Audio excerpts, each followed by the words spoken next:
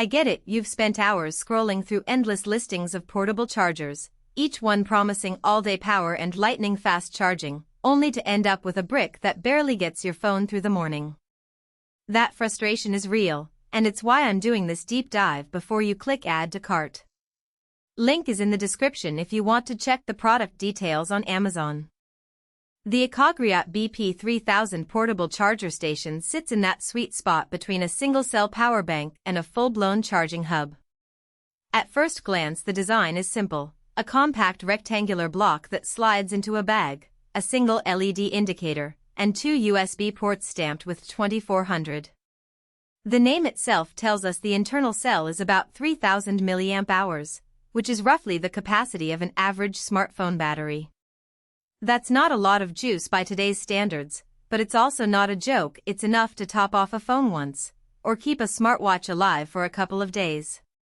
Let's talk real-world usage. I tried the BP3000 on 3 typical days: a commuter train ride, a weekend camping trip, and a long workday at a standing desk. On the train, I was able to plug my iPhone into one of the ports while I read. The 400 mAh output is modest, so the phone didn't hit a 0% charge in 10 minutes, but it climbed from 15% to about 55% over the course of a 45-minute ride. That's exactly the kind of top-up you need when you're stuck between stations and can't find a wall outlet. During the camping weekend, the BP3000 proved its portability. It fits in the side pocket of my daypack without adding bulk, and the LED indicator is bright enough to read in a tent. I paired it with a small solar panel that charged the unit during daylight. When night fell, I used the dual ports to keep both my phone and a compact Bluetooth speaker alive. The speaker, which draws around 200 mAh, was happy with the 400 mAh port, while my phone took longer to charge but still got enough power to stay on for a few more hours of navigation. At the desk, the dual ports are the most noticeable feature. I can leave my phone on one port and my tablet on the other, but here the limitation shows up.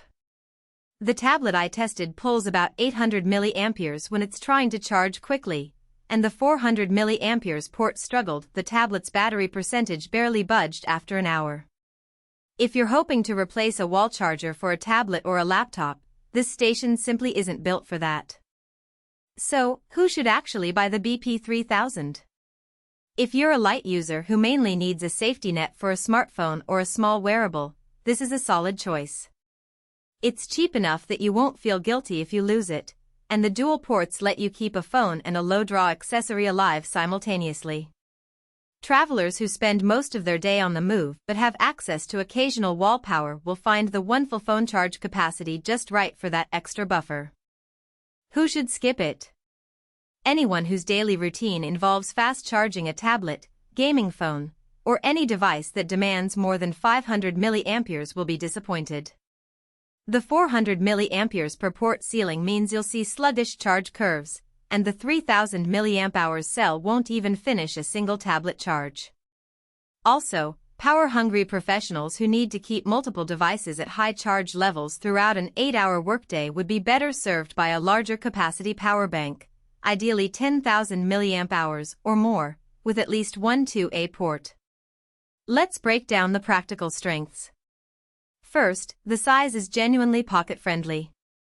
It's about the size of a small paperback, which means it slides into any jacket pocket or bag without being a hassle. Second, the dual-port layout eliminates the need for a separate splitter. You can plug in 2 devices and forget about swapping cables. Third, the LED indicator uses a simple color change to let you know when the internal battery is below 20%, so you're never caught off guard. On the flip side, the weaknesses are equally straightforward. The 400 mAh output is a bottleneck for anything beyond a phone or a low-draw accessory. There's no fast charge protocol, so newer phones that support 18W or 25W charging won't get the speed they're capable of. The 3000 mAh capacity, while enough for a single phone top-up, means you'll be reaching for a charger again after a day of mixed usage. Finally, the unit lacks any built-in safety features like over-temperature shutdown that you might see.